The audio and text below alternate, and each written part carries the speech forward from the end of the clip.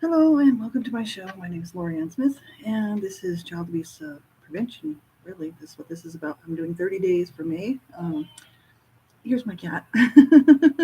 um, April is the National Child Abuse Prevention and Awareness Month down in the States, and so I usually broadcast in April. Usually do a couple of shows or one anyway, audio or video or something. And I just thought, I'll just do 30 days for May and just do a broadcast every night. Not really a show, just bringing up information, looking at what are the different types of child abuse, what do we need to be looking out for, signs and symptoms, the effects of child abuse. I'm a survivor of child abuse, and so I can speak about this firsthand. Um, and this is day 7, so we're just starting out. You've all got me for another 23 days. And, hopefully be able to finish this off. I think it's very important. Children are important to me. I don't have any children. I was made barren by CSA child sexual abuse. And, it's been like a life sentence to the very pits of hell. I wanted children, and I love children, and I think that they're worth fighting for.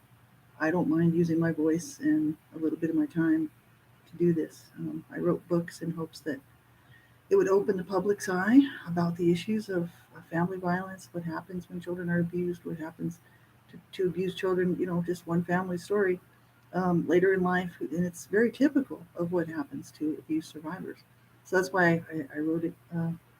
It's all, just a portrayal of the truth of what we all experienced, uh, growing up abused. So, I donate all the proceeds to those books, and they're going to AU4H. That's Advocates United for Humanity, working to prevent and stop child abuse. And you can check out their website.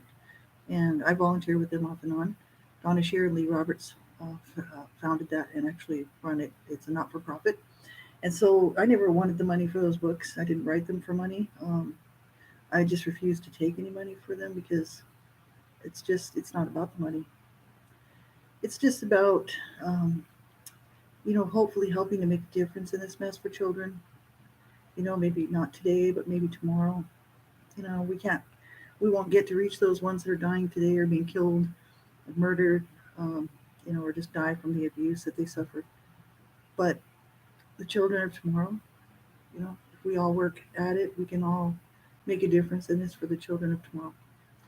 So that's why it's a hard issue. That's why I'm doing this, and because I know what it is to be abused, and I figured I have a voice. I can speak out about this, and so many people can't speak out about it, and so many children didn't survive. So their voices were silenced, and so many survivors of abuse, their voices are silenced. They fear for their lives if they came forward with the information, what would happen to them or their families if they told the truth about the abuse that they suffered. And so I just thought, I'll just use my voice and, you know, for all the survivors out there who can't speak out, and for those whose voices were silenced. It's just so important. And so, we're looking at emotional child abuse, and it's a sad topic. It's not a fun topic. These shows are not fun to do, and they're not fun to listen to, and they're not fun to think about. But it's not fun to be abused. I know all about it, and I'm still suffering from the effects of the abuse that I suffered as a child, and I probably always will be.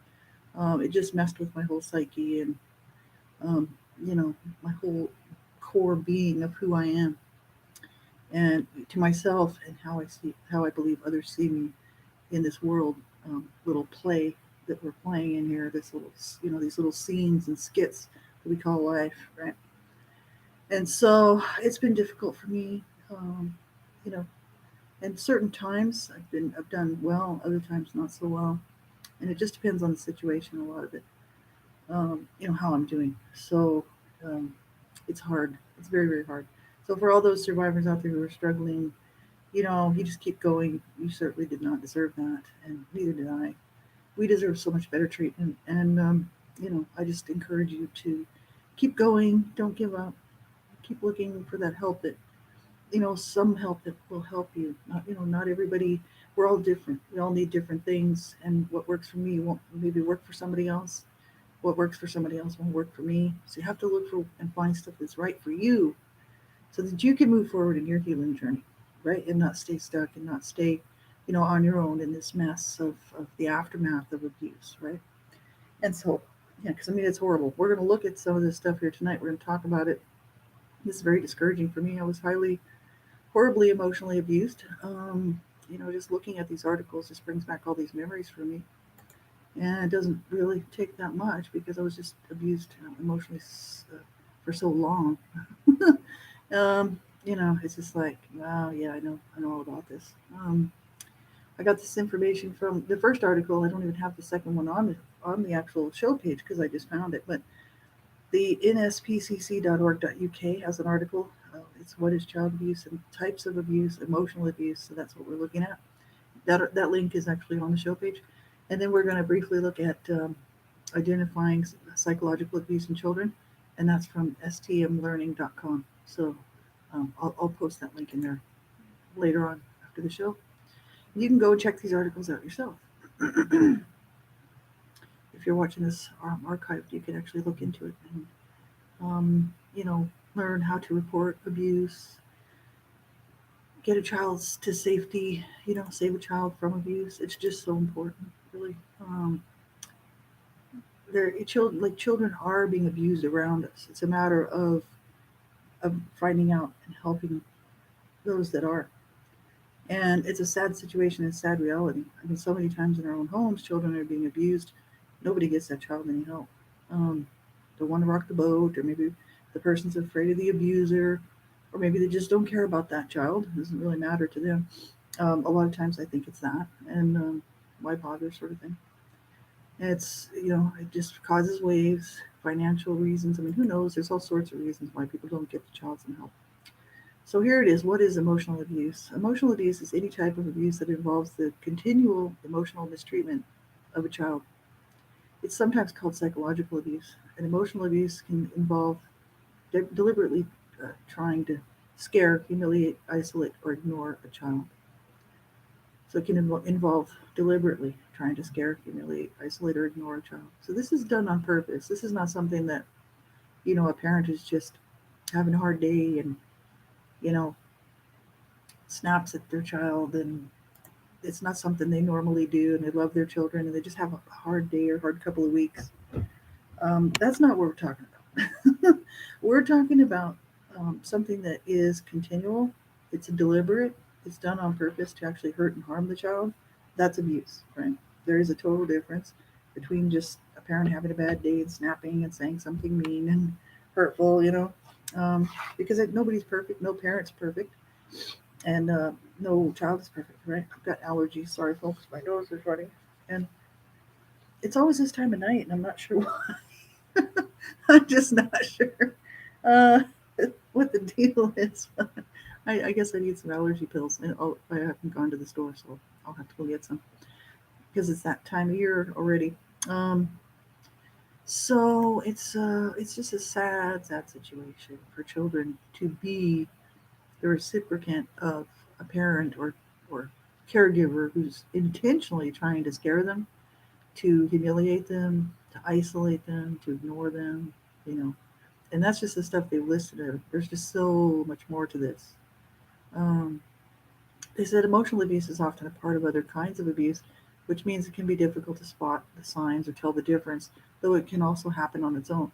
And I mean, emotional abuse really is part of all the other abuse. I mean, most people who are abusing a child physically, there is emotional abuse involved in that, psychological abuse, obviously. But there can be emotional abuse when there is no physical abuse. So, a parent or caregiver, whoever it is, may be emotionally abusing a child, but not physically abusing the child or sexually abusing them. It's just emotional abuse. That's actually really hard to prove in court. I was talking about that on a few shows past here, and children being abused like that, there's no visible signs of physical harm done to the child. So you really have to watch for the signs, and we're gonna look at some of this stuff. So they said emotional abuse includes humiliating or constantly criticizing a child, threatening, shouting at a child, or calling them names, making the child the subject of jokes or using sarcasm to hurt a child, blaming and scapegoating, making a child perform degrading acts, not recognizing a child's own individuality or trying to control their lives, pushing a child too hard or not recognizing their limitations, exposing a child to upsetting events or situations like domestic abuse or drug taking, failing to promote a child's social development, not allowing them to have friends, persistently ignoring them, being absent, manipulating the child, never saying anything kind, expressing positive feelings or congratulating a child on successes, never showing any emotions in interactions with a child, also known as emotional neglect. And yeah, so there's an emotional abuse and emotional neglect. Right? This is just horrible, and I think this is really common, unfortunately, and a lot to do with like hand in hand with child physical abuse, or child sexual abuse, humiliating, constantly criticizing a child. That will really break a child down doing stuff like that. I know, because my mom especially loved to do that. Um, Threatening, shouting at a child, or calling them names. That was my mom's favorite thing to do. I talk about that a lot in my books and also a lot in my videos. She was always threatening somebody. And, even if it wasn't me, I mean, a lot of times it was me, but some other times it was other people in the family shouting, shouting and just calling everybody names. It wasn't just me that was being called names. My mom called all of us names. You know, that's kind of sad but true. It wasn't just one of us. That's why when I wrote my books, I, you know, couldn't really speak, you know, be my brothers and sisters' voices. That's their thing. But I did try to at least show, some of the stuff that was done to them that I saw or that I witnessed, and what it did, what I felt it did to them later in life, based on what I knew they had gone through. So this stuff is horrible, and it is very, very damaging to a child. Absolutely, for a child to be growing up under somebody threatening them, shouting at them all the time, calling them names, making the child the subject of jokes or using sarcasm to hurt a child. That's just bad news to do that to a child. Picture yourself being in that child's shoes. Would you want to be the brunt of somebody's jokes all the time, or be somebody using sarcasm to hurt you all the time? My mom was really perfect at this kind of stuff. Blaming and scapegoating, that can happen. Just blame a child all the time for everything, scapegoating. It's all your fault. Look what you made me do. Look what you're doing. You're ruining the family, or whatever. The child might hear, blaming them for everything, or just always blaming. That's not good. Right? Making a child perform degrading acts. I've actually known survivors who have talked about some of the stuff that was done to them as children, and it just broke my heart because I was just like, and these are people that have gone public with their stories, but I'm not going to give names here, but just horrific stuff. It's just like, why would you do that to your child? It's just not okay. Not recognizing a child's own individuality or trying to control their lives. Yeah, that's very important, that whole individuality thing, and people are starting to recognize that now, more and more, which is great. Trying to control their lives. Now there's a little bit of a, I mean, parents have to control their children's life to a certain point to keep them safe, to help them to learn how to make good choices. They just, they need to know when to sort of release that control and allow the child to actually make some mistakes and fall a little bit, um, so that they learn, that there's consequences, and that, it will matter what they do with their life. It will matter what choices they make. Trying to control their lives, especially older children, to the point where you're not allowing them any freedom. Period. That's just that's abuse, man. This is not okay.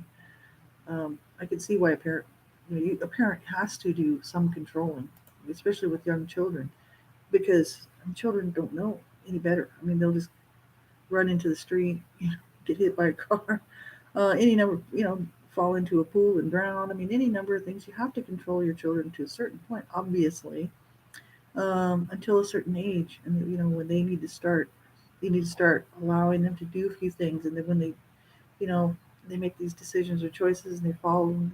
They don't get hurt that bad or whatever. It's not such a bad thing that happened to them. But of course, to them, it's heartbreaking and they're bawling and whatever. And then the parent, has to say, well, this is life. You know what I mean? We have to learn how to make good choices, and we need to learn to be careful about what we're doing because you do need to teach your children how to navigate in this world. And you can't they won't learn anything if you're just controlling their life all the time. So, unfortunately, they want to save their children. Actually, most people who care about their children want to save their children from a fall. People who are abusing their children don't. So, there you go. I think good parents, of course, don't want to see their children, um, you know, end up in that situation, but it's going to happen, right? So, they do need to learn how to deal with things, right?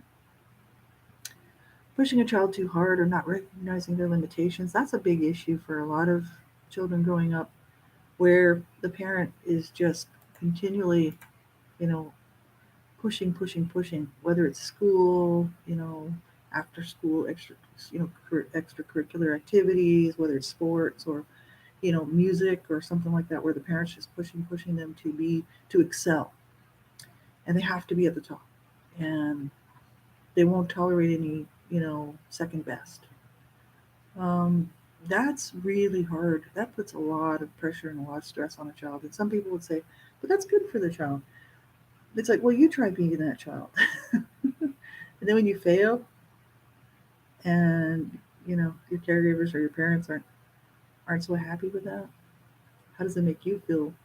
Um, you know, or not recognizing a child's, um, successes, right? That sort of thing. That's also a big issue. Like children, you know, when something goes right, you know, you want to acknowledge that. And it's these little things that people, you wouldn't even think would be such a big deal, but they really are.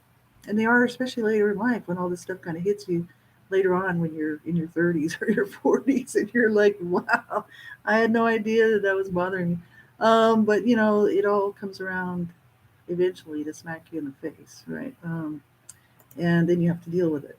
And a lot of people, of course, end up using drugs or alcohol just to so they don't have to deal with this, with what they've had to do, what they were forced to endure as children. And I know because I was doing it myself.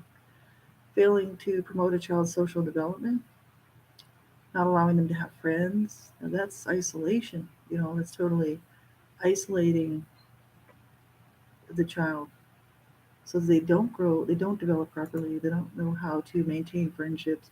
They're not allowed to have friends. That's a big problem, especially with people who control their children, especially in domestic violence or um, physically abusive or sexually abusive situations where they don't want anybody coming around the child. They keep the child at home.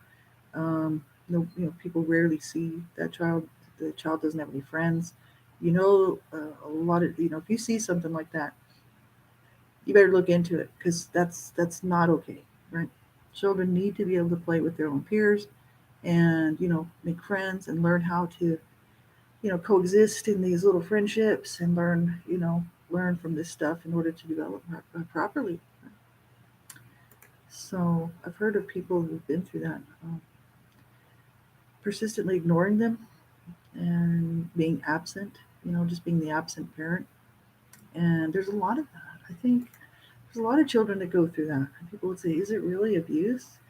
Well, if it's done on purpose. And, sometimes people, parents, and nowadays everything's so expensive. I mean, we won't even say like this last couple of years, but even before that, now it's seriously insane. But, everything's so expensive that most parents have to work one or two jobs. And, you would think maybe, I mean, you think about somebody who's a single parent who's raising, two or three children or something, even one, trying to make ends meet. Um, they might not be around a lot because of that. But that's kind of different because then that parent would be making up to their child on their days off, or the child would know that it's just a situation that mom or dad you know, has to has to work two jobs to provide, and it's not something where maybe this situation would probably fit better where a parent just has such a busy life outside of their family life. You know what I mean? Maybe they take trips all the time. They party all the time. They're gone all the time. They might be sleeping over somebody else's house all the time, leaving the child with a babysitter or something. Just not around. Maybe drug use, maybe substance abuse problem, or who knows. That kind of stuff. That is absolutely emotional neglect. I mean, it's almost like it's a form of abandonment. And actually, I mean, all abuse, all child abuse is abandonment because the parents have completely failed the child. It's basically the same thing as abandonment, emotional abandonment. Right? So this is hard for children to deal with. Right? My parents were always around, fighting all the time. We're going to do family violence tomorrow night, domestic violence. So I'll be talking about that. But you know, some children just their parents are never around. I actually grew up with kids like that whose parents were never home and just didn't have any relationship with their children at all. As I was talking on the other show the other night, I had a lot of friends who were um, grew up in these homes that were dysfunctional, abusive, some physical abuse, some sexual abuse, substance abuse. And a lot of people I knew, a lot of young people that I knew were growing up in these really harsh situations. So I wasn't the only one. And it's awful. It's just horrible. Um, it's just that's not being a parent. That's not being a caregiver. Manipulating a child, right? Never saying anything kind, expressing positive feelings, or congratulating a child on successes. No positive interaction with the child. That's harsh. I wouldn't even say my mom was like that. I mean, if I got A's and stuff, she would give me money. Like if I got A's in school, she would give me like $10 or $20 for an A because I rarely got A's. I didn't do so well in school, so I barely, I didn't make much money off of her. But when I did get an A, she would give me, a few bucks, and I thought that was pretty cool. Um, yeah, yeah, it's just so harsh. So many children suffer this stuff. Hi, Donna, my bestie boo is here. um, I hope you're having a good night, and yeah, it's good to have you here. So yeah, I just think these things are is so harsh for children to have to deal with. Never showing any emotions in interactions with a child, also known as emotional neglect. And that's just somebody who has no emotions whatsoever towards the child, whether they're good or bad, right? Um, and that can happen. I've met people who said they've come from homes like that. That must be very difficult, to deal with. It's just as bad as the other, I think. Children need interaction. They don't thrive well, um, and it does affect a child's brain. All of this stuff and emotional neglect, psychological abuse, child abuse. It's all very damaging, of course. We know that. And it just breaks my heart. Right? I mean, I know signs of emotional abuse. There might not be any obvious physical signs of emotional abuse or neglect, and a child might not tell anyone what's happening until they reach a crisis point. That's why it's important to look out for signs in how a child is acting behaviorally, right? As children grow up, their emotions change. This means it can be difficult to tell if they're being emotionally abused. But children who are being emotionally abused might seem unconfident or lack self assurance, struggle to control their emotions, have difficulty making or maintaining relationships, act in a way that's inappropriate for their age. And, you know, there's more signs than that. But I mean, I think the best thing to do would be, if most teachers would be able to spot stuff like this because they see the child on a regular basis. And if you see, if a child's normally very quiet and um, sort of repressed and stuff like that, but doesn't seem like there's any abuse going on, it might just be shy. You know what I mean? But if a child's very overt and everything, I mean, everything's great. They're usually happy-go-lucky, and then all of a sudden they change, and all of a sudden, they're not talkative anymore. They're just sitting by themselves. They don't seem to want to interact with anybody. That's a real, sharp change. I think that's something that teachers would be on the lookout for, right? Especially teachers because they see those children so through the week so often, right? Um, So then you could kind of maybe tell, okay, maybe there's something going on. You know what I mean? And it would be a good idea to check into, because there could be something going on at home. Um, it's if a child's always a certain way, it's a little harder to tell, I think. There's an article called Identifying Psychological Abuse in Children, and this is from stmlearning.com. I'll put this in the actual show page. And it says this type of maltreatment can have a massive impact on children. Children who have been psychologically abused suffered from anxiety, depression, low self-esteem, symptoms of post-traumatic stress, and suicidality at the same rate, and in some cases at a greater rate than children who were physically or sexually abused, one study found. So that's what I was saying. I mean, psychological abuse is actually, I think, harder on a child than physical abuse. I mean, physical abuse is horrible. I mean, how can you really compare abuse? I mean, I was abused in all those ways, and I mean, it's hard for me to say, okay, what's worse. But the emotional abuse, the parent belittling the child or whoever the abuser is, if it's even if it's not a parent or some sort of caregiver, somebody in the family, somebody who's a babysitter, somebody who's got a hold of this child or these children, who is the main abuser, um, belittling that child, terrorizing them, you know, that stuff. That's very very hard to. That's bad. You know what I mean? And then if they're being sexually abused or physically abused on top of that, it's just it's just that much worse, of course, because it goes along with it. Most people aren't, saying nice things to their children when they're beating on them. Right? It's like, uh, it's kind of like, so emotional, verbal abuse, and psychological abuse all goes hand in hand with that stuff. You know what I mean? Um, but it's like I said. I mean, emotional abuse is really enough to put a kid over the edge. I mean, children, like I was talking on a show here the other night, I mean, they just want love, right? They just want care. They just want, you know, their caregivers to love them, whoever these caregivers are in their life, family member or whoever it is, mom or dad, whatever. They just want to be accepted. And they don't, children being, terrorized and, just treated like so horribly. To me, I mean, that's just as bad as physical abuse or child sexual abuse. I mean, maybe you say it, maybe it's not worse, but it's just as bad, if you ask me. Because there's all sorts of children who are being bullied and emotionally, psychologically abused at home. Maybe they're not physically abused or sexually abused, and they go out and they kill themselves. Right? Bad situation, man. It's just absolutely horrible. So, you know, this article is pretty interesting. This one from STM Learning, so I'll be sure to put it in there. Terrorizing involves intentionally frightening a child into submission. Perpetrators use threats of physical violence or other punishments and consequences to make the child behave. The caregiver intentionally stimulates intense fear, creates an unpredictable and threatening climate, or sets unattainable expectations and punishes the child for not meeting them. And the caregiver may tease or scare a young child in the name of humor, but instead actually traumatize them. And additionally, they may choose to discipline the child by playing into fears that are normal for the child's age. For instance, if you don't behave, the monsters will take you away. Discipline techniques are usually arbitrary or beyond the child's ability to understand, causing intense fear of punishment. So that's terrorizing. Verbal assault.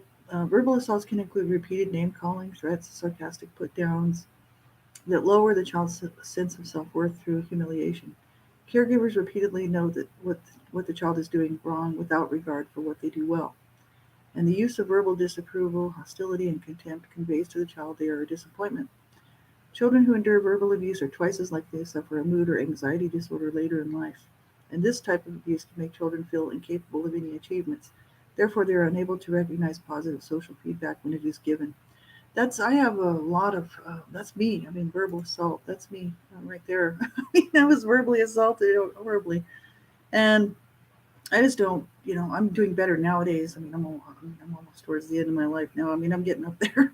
Uh, but I have had problems with this my whole life because my whole family was responsible for this. My whole family was dysfunctional. We're talking about domestic violence, family violence tomorrow, so I'll be talking about that. But I wrote about it extensively in my book and really, just wrote the truth about the stuff that my mother would call me these names, horrible names, you know, like the worst names that you could think of to call your child. That was me. I was just all of these horrible things, and I knew I wasn't. I knew I wasn't any of those things. I just knew that, because my mom was calling all of the children that. But the thing is like after a while, start to be a teenager, um, so many years later of listening to all of these rants and rages and this verbal assaults, along with the physical abuse and all this, and CSA child sexual abuse, um, you know, it started to wear me down as a person, as an individual. Like, I really kind of did feel that I was lesser than. Um, I don't count. I don't matter. I should just be dead. Like, I'm already dead anyway. So, what does it really matter? That was my attitude, kind of. Um, Low self esteem, especially the CSA child sexual abuse really ruined that for me, as far as having any ability to feel good about myself or my body or being a woman or being a girl. And then my mother just ran me down as being this rape child she didn't want, and the trouble that I was always causing. I was just such a horrible kid, and I wasn't causing any trouble. I wasn't a horrible kid either. Um, it's just their own, inadequate failures as parents and as a family unit, um, really affected us all of us, all of us, my siblings, and everybody in that home. Um, so I know what this is all about. Children who, um, you know, they never really hear anything good about themselves, and when they do hear something, it's a disapproval, hostility, contempt. Conveys to the child that they're a disappointment. And I think so many adults, who have experienced verbal abuse or emotional psychological abuse, that's the biggest thing. It's kind of like, I never wanted to be a disappointment to anybody. I didn't want my parents to be disappointed with me. And in that case, I mean, for in my case, it wouldn't have mattered what I did. My parents would never have approved of me. It's like they didn't approve of any of their children. So it's not like, I mean, I kind of knew this stuff. I knew I wasn't just being singled out. Somebody who is treated like that, like a child who suffers that sort of thing in a small family, maybe there's one or two siblings, or just an only single child, that would be devastating because they would believe it. They would actually maybe buy into the fact that that's must be true. You know what I mean? And I think that so many people today, a lot of people who are using drugs, substance abuse, alcoholism, most of their stuff stems from childhood. Somebody's hurt them, maybe more than one person's hurt them, and bad, right? And so that's why they do what they do. I know that a lot of it's got to be that. So many children are just, even if they're not physically abused or sexually abused, they're just run down and treated harshly because people, who are responsible for caring for these children, um, can't zip it when it comes to disapproval of every little thing their child's doing. You know what I mean? There's a time when you need to kind of be able to discipline your child, but that's not abuse. Abuse is not discipline. And of course, you're going to have times when your parents are disappointed with you as a child, right? Maybe you've done something that's wasn't so good, and someone's going to be a little upset. But name calling is not necessary. Always constantly criticizing, belittling, running a child down is not necessary. No. So it's just abuse. That's all there is to it. And it's just very, very heartbreaking, right? For so many people who have had to go through this. Exposure to violence. So this form of psychological abuse can include exposure to community violence or intimate partner violence. We're going to talk about this stuff tomorrow night.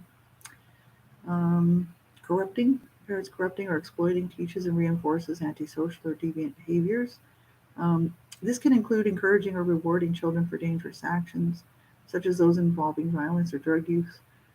In serious corruption cases, the caregiver continues to provide reinforcement um, and encouragement as the child's antisocial behavior becomes destructive to themselves, others, and property.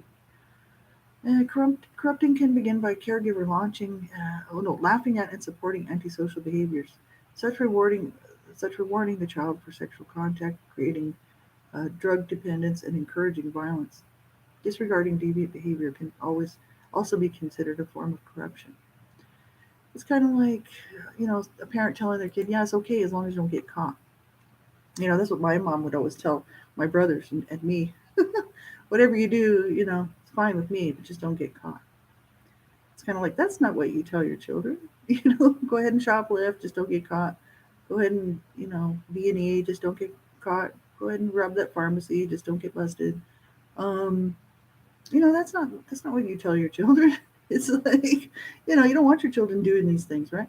My brothers were doing drugs around the house. My mom was an enabler.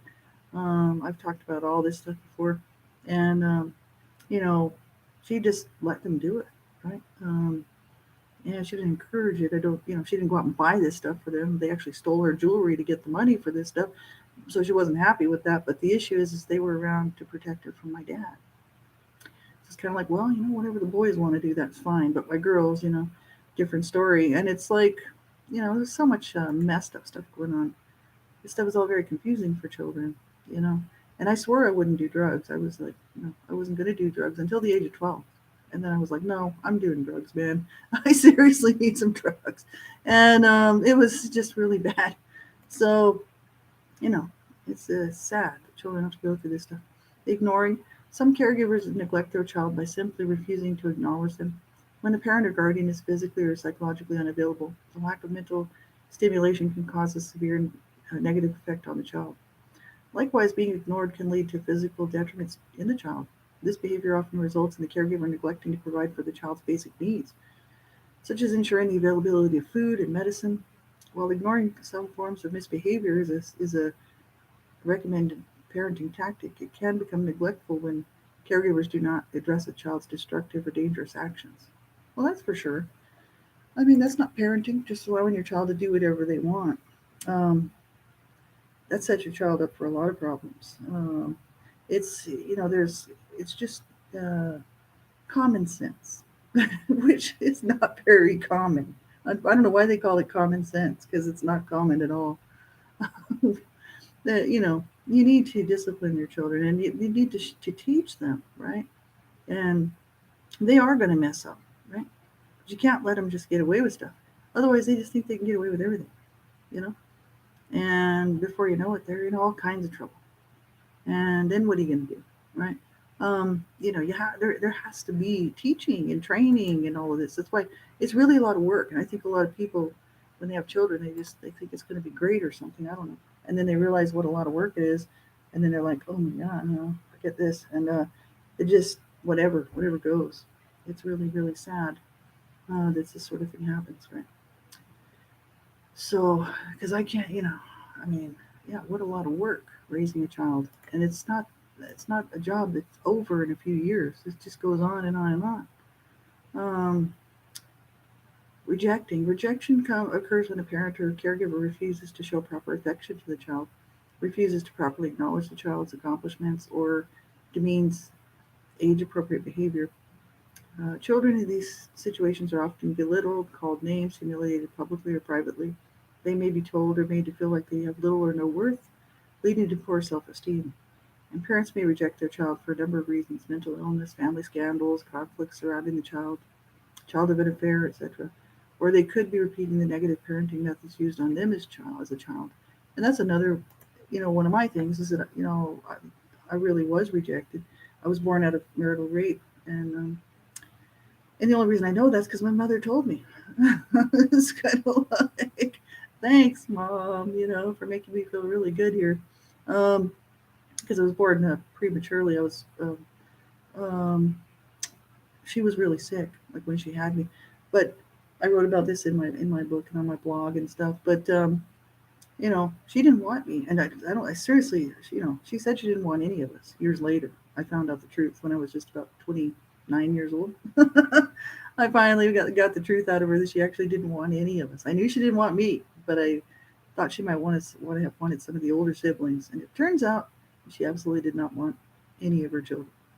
So I got the truth out of her. And it's kind of like, well, we didn't really, like, it was something we didn't know. She treated everybody so horribly. Um, but my dad, he was just as responsible for the abuse in the home. And he was, he had his own set of abusive behaviors towards the children and towards me. And, so, just not just pick on my mother sort of thing. My dad is really the reason why my mom was kind of like the way she was. She was just so. She should have just let us go and left him. You know what I mean? Um, she should have just given us up to the authorities and just divorced him and moved like 8,000 miles away, something like that, you know. But she didn't do that, and so she spent her whole life miserable and making ours miserable, and my dad too, because he was part of it. So absolutely horrific stuff. Absolutely horrific to grow up knowing that you really weren't wanted. You know, I knew that my whole life. I knew that from when I was a little girl. You know, so now I have a real hard time with rejection, and I reject people before they reject me because I know for sure they're going to reject me. That's how I live my life. It's hard for me to maintain friendships. It's hard for me to maintain relationships of any sort. Um, I just automatically know it's going to come down to the fact that I'm really lesser than, and I am going to be rejected by these people or this person or my boss or these friends or whoever. And a lot of times it does turn out to be that way. I am quite often rejected. But the thing is in my adult life, I mean, we are going to face rejections. Um, you know, people are going to reject us. They're. It's just the way it is. Certain people will not like us, and we have to be okay with that.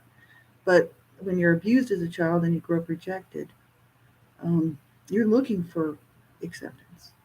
It's kind of like, wow, I'd like to for once be accepted. Now, my husband was very accepting of me, and I just love him dearly for that. He just, passed away a few years ago, but he was very accepting of me, and so that helped to build my confidence levels from the age of 30 until he passed away here just a few years ago. So, yeah, and like Donna said, sometimes they don't like you without a reason. That's right, because not everybody likes everybody, and that's the truth of it. And some people will reject you just because you're not, a person's not, I'm not somebody's cup of tea. It's just like, I just don't fit in. And that's okay because, that's life, right? And we have to learn how to get over those things. But when you're coming from a situation where you're rejected by your parents, um, and rejected by your family, which, a lot of times children are, especially in abuse situations, and then feeling rejected, and it really can be very, very hard then to maintain any kind of relationships. But I had to do a lot of work, like boundary work, and a lot of work on myself to realize, like, I have to matter to myself. Really, at the end of the day, it doesn't matter if anybody likes me, really, because at the end of the day, I'm stuck with myself, and that's the biggest problem. Because at the end of the day, when you're stuck with yourself, if you're not happy with yourself, you, your life is really almost meaningless. You have to find some peace, you know, as a survivor of this type of abuse or any type of abuse. And you have to find a way to get in touch with yourself and actually, learn to love yourself and learn to accept yourself. And, oh, yeah, I know a lot. Well, yeah, I'm not a lot of people's cup of tea either, Donna. So, you know how it is, right? I mean, and it's just life, right? Um, well, you're awesome, and I love you guys too, very much so. And so back at you, you know. And you guys have been my friends, like from way, way back there, and you just stick it out. You're like, okay, we're here. We know how she is. Because I just have a problem with relationships. I just push people away. I've always done it, and it's just something that I struggle with because all of a sudden, um, things will turn, and I'll be like, okay, no, no, they're gonna hurt me. I just know it, or maybe I'm just a bother to them because I just grew up being made to feel that I was really just such a bother. My mother was just like, you're this and you're doing this and you're that, making me feel like I was the cause of the family's problems. And even my dad had done some of that too. And I was like, I knew that that wasn't true, but it did wear on me. And especially, coming, when you're a teenager and you're trying to fit in, um, I just did a lot of drugs and hung out with cool kids and, you know, gained a bit of a reputation that way, which wasn't very good because it's like just shy of going to jail. But it's kind of like it did give me a bit of an edge. But the thing is I didn't want that kind of lifestyle. I wanted to build real relationships, even though my friends were my real friends, and they still are today. Um, I love them dearly. They helped me get through a lot. And my friends today have helped me get through a lot. I've had the most wonderful friends a person could ever have in their lifetime. So, yeah, I was abused as a child. But, um, you know, it just so turns out that I've had the most wonderful friends that anybody could ever ask for, right? And I think maybe I'm sure that's why I'm doing as well as I am. That's why I've had as good a life as I have had because I've had these wonderful people in my life. So, and I thank you all very much. It's just wonderful. So, anybody who's listening, it's my friend. Thank you very much. I really appreciate it. You have no idea what you mean to me. So, yeah, that's all I have to tell you. You mean a lot, and so many people have encouraged me, to keep going, and you can do this, and you do matter, and that's why I started to do the same thing to other people. I'm like, you do matter, you do count. Our voices count. I almost always used to say that on my show at the end of the show. I'd be like, you just remember, you do count, you do matter, because I really felt that I didn't count, I didn't matter, and part of me, it was so drilled into me, like it was actually part of my psyche. It still is that I'm worthless. You know, I never should have made it. I should have been born stillborn. What am I even doing here? I'm good for nothing. This kind of stuff. Um, Still there, and I still fight it. I still fight with it quite a bit. Um, and I'm not sure if it'll ever go away, to be honest with you, because it just went on from the time I was born, my whole life with my parents. So, I mean, it's drilled in there, right? So I have to keep reminding myself, no, I do count, I do matter, and so do you. So don't let anybody tell you any different. And if they do, just don't even believe it. Just don't buy into it. Right? That's rejecting is so harsh on children, and it's not okay. Isolating, isolating occurs when caregivers prevent children from properly socializing or having normal contact with their peers or adults. Now, these caregivers may be afraid of what the child will be exposed to, or of imagined dangers found in the outside world. So isolating can still be abusive even when the intention is to protect the child. So this behavior results in poor emotional and social development for the child. Isolating may also be a sign of sexual or ritualistic abuse occurring within the family, as it can be a method of preventing a child from coming forward. So you have to watch that stuff. Isolating, I mean, that's not a good thing to isolate a child. I mean, yeah, you have to protect your child, and you do want to make sure that what your child's getting into, after school, extracurricular type stuff, sports or clubs or things like this, or maybe they want to hang with friends on the block or whatever. You have to know who these people are, where they're going, what they're doing. You can't just let your kids run around. This isn't like the old days. Even in the old days, you couldn't. Kids were disappearing, kids were being sexually abused by predators. It's just parents didn't realize too much about what was going on. So they ended up with these child victims and a whole lot of mess and a whole lot of problems, or dead children, right? So you can't let your children run around. You just cannot. And you need to know where they're at, what they're doing, and it's really important. Your children, and you need to explain to your children why, and not just be the parent like, well, because I said so. It's kind of like, no, it needs to be like, well, because I'm protecting you, because there's a lot of very mentally ill, unstable people out there who are hurting children and would love to get a hold of you. So you need to protect yourself, and you need to teach your children how to protect themselves too. Very, very important. And allow your children to live life. You can't just keep them locked up. You know, it's like away from their peers and away from life. That's not living. You know, so that, and like they said, it can be a sign that they're hiding something within the family, ritualistic abuse type stuff, um, or could be like child pornography, any kind of thing like that, because they don't want the child to say anything. Any type of abuse, actually, isolating, right? I mean, if they don't want the child to, if they don't want people to see any physical evidence of the abuse, it's that's why they might be isolating these children. That's why this whole lockdown stuff for 2 years was very, very dangerous, because the children were out of the school system, away from the teacher's view, And, who knows what's going on there? You know what I mean? I bet you there's a lot more abuse than's being reported. And I mean, the statistics are really only what's reported, right? That's not really the real reality of the abuse that's going on with just, dealing with child abuse or domestic violence. The statistics are only what's being reported. So there's a whole lot more than that going on. It's just not being reported, right? Not that, you think about how many people actually report abuse. It's not that many. Most people don't want to bother rocking the boat. You know, they don't want things to change, so they just don't say anything. Allow it to keep going, and it's terrible. So, I mean, this is really bad news for children out there being abused. Overpressuring, we were talking about that. Ritualistic abuse. We're actually going to do a show on that. That's going to be a ritualistic and spiritual abuse. I'll lump those both together, even though they're not exactly the same. Um, and signs in babies and toddlers of um, emotional abuse. This is from the nspcc.org.uk.